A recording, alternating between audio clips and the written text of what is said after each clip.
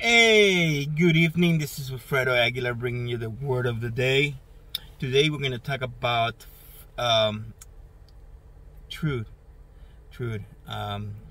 Message is fear not, believe. But it's not just in anybody. It's the idea is to believe in Jesus. To believe in Jesus. I think the final battle. The final battle is going to be which we're sort of living right now. It's gonna get better. It's gonna get more interesting. So what we're seeing is probably just the beginnings, but the final battle is going to be between truth and lie. Now, what happens is that it's not the lie that we usually know when somebody tells you something so dramatic, and then at the end they say, "Hey, don't worry, I'm just lying," and then you realize, oh, it's not true. Oh, okay, that's good. And then you feel like, thank God. Well,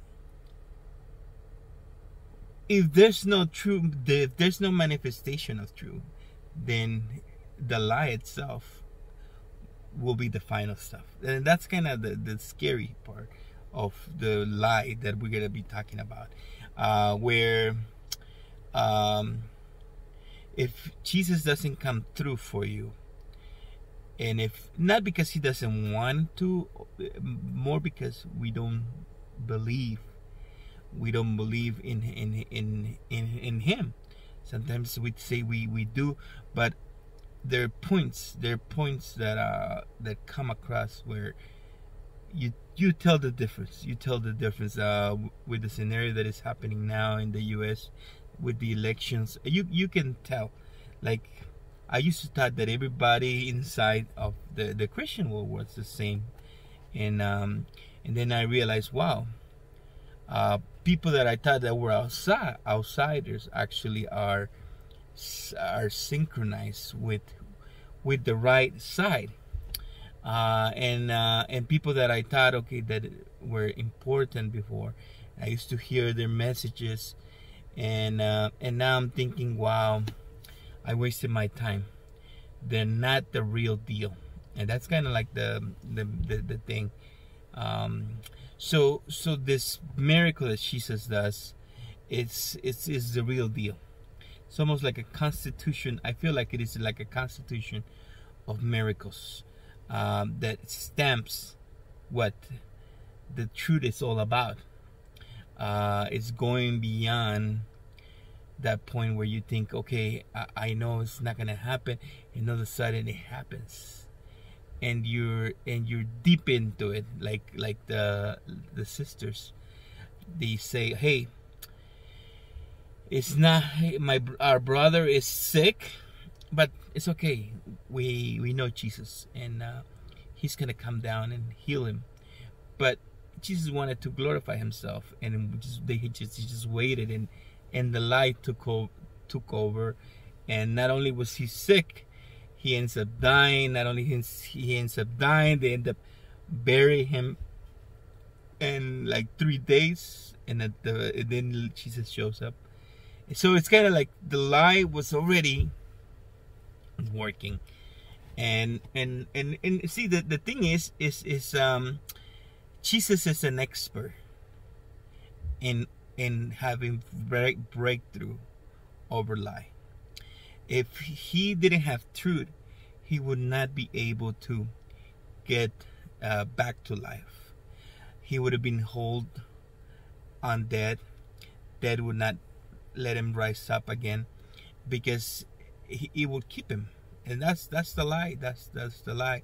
The truth is, by his stripes we were healed, but yet the lie manifests, and then we are sick, and it prolongs, and then the more we believe in that stuff, the more it just takes over, and then it makes our life. So Jesus has to come over with his truth and free us through his flesh, his blood, free us from this power of lie. It's not an easy thing. This is not an easy spirit. This is the the anti-type of Jesus, the Antichrist. This is the essence of the Antichrist. In a sense, whatever Jesus' value is, this is the opposite in the other way. And it's not fun. It's not fun. And you see people of God struggling with it. You see people, we struggle with it if we don't believe in Christ. The only way we can be victorious over this spirit is by being filled of this other spirit of Jesus, the right spirit, the spirit of truth.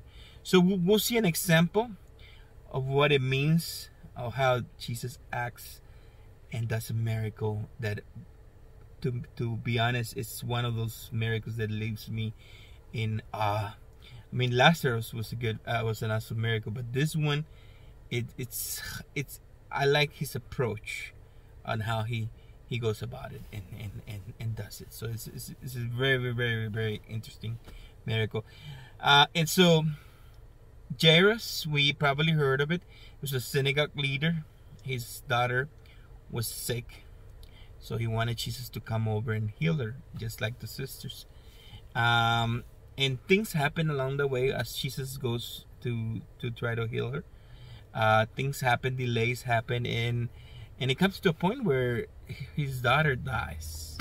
So the leader seemed to have faith in Jesus, because he not only comes to Jesus, he gets on his knees and worships and asks for Jesus to heal her daughter.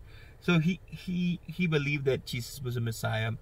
He probably believed that Jesus was God in the flesh, or at least he saw in him the solution to his problem.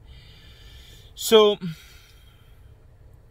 when Jesus overheard what was said, because they told him, don't bother him, she's dead, he told the synagogue leader, do not be afraid, only believe. That this is the stamp of the spirit of truth against the spirit of life, because the spirit of life is already taking its course. It's already it already killed the daughter. It got her sick. It got her killed. And now the spirit of lie, if the spirit of truth doesn't come to the house and get her back to life, it would have she'll be dead. She'll be dead. So that's not like the lie is not real in a sense. It manifests, and it's like her daily bread. So that's why the spirit of truth needs to come forward. The spirit of Jesus needs to come forward, and we need to believe in him, so that this so the spirit of life we can overcome it, and only through his sacrifice, through his flesh, through his blood, there he frees us from this spirit. It's not an easy spirit, the spirit of life. And actually, Paul in Corinthians calls it Belial, which it's the wicked one, the wicked one, the worthless. So Paul puts it head to head, in comparison with Jesus.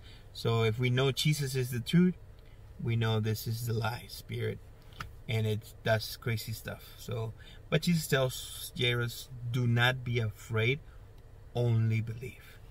While, verse 35 of Mark 5, while he was still speaking, people came from the synagogue leader's house and said, your daughter is dead, why bother the teacher anymore? When Jesus overheard, verse 36, what was said, he told the synagogue leader, do not be afraid, only believe. Do not be afraid. Well, she's dead already. There's not. It's over. But Jesus tells him, do not be afraid, only believe, because Jesus was going to do something. In verse 37, he did not let anyone accompany him except Peter, James, and John, James' brother. Only 3 persons that he trusts, and that were like his top students, his top disciples: Peter, and James and John, which were brothers. They came to the leader's house, and he saw a commotion, people weeping and wailing loudly. He went and said to them, "Why are you making a commotion and weeping? The child is not dead, but asleep." That's the truth speaking. And whoever, these people would say, "Hey, science says she's dead. She's dead. She's not alive. She's dead." The reality, let's be real. Come on, let's be real. She's dead. But Jesus says she's not. And that's the spirit of truth taking a stand. And who is going to win? The spirit of truth or the spirit of the enemy of lie? Jesus wins. Jesus wins.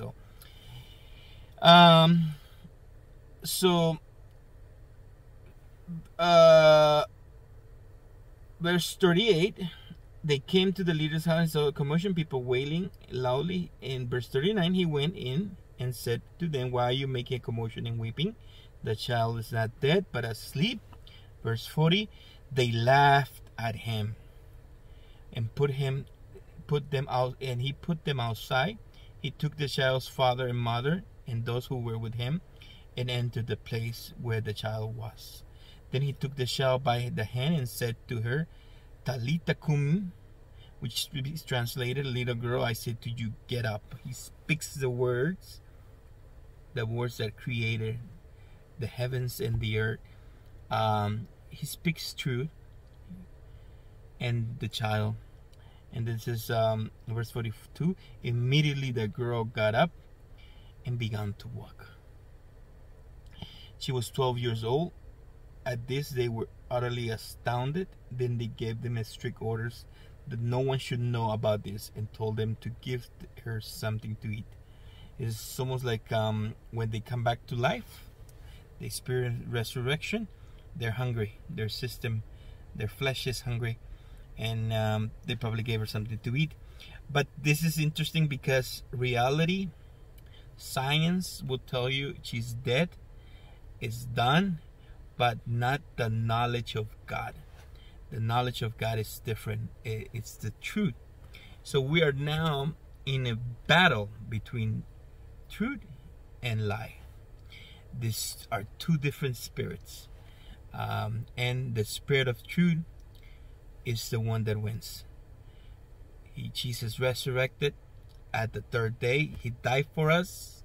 He died for us. I was reading a verse in the Greek.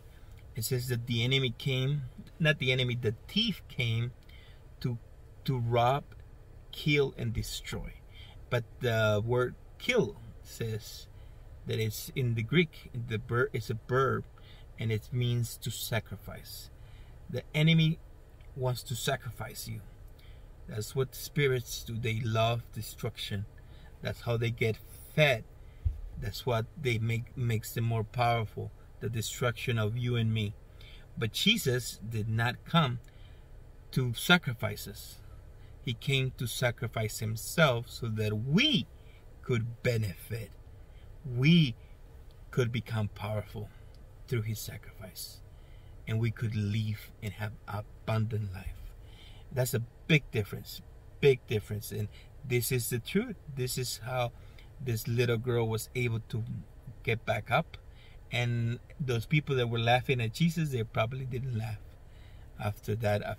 But if Jesus didn't resurrect it, then they would say, "See, we told you she was dead." But now, since Jesus is the truth, she was resurrected, and they got nothing to do than to accept the truth.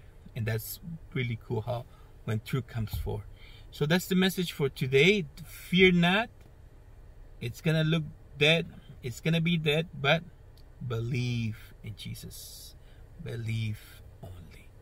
That's the message for today. God bless you. I'll see you tomorrow. Bye-bye.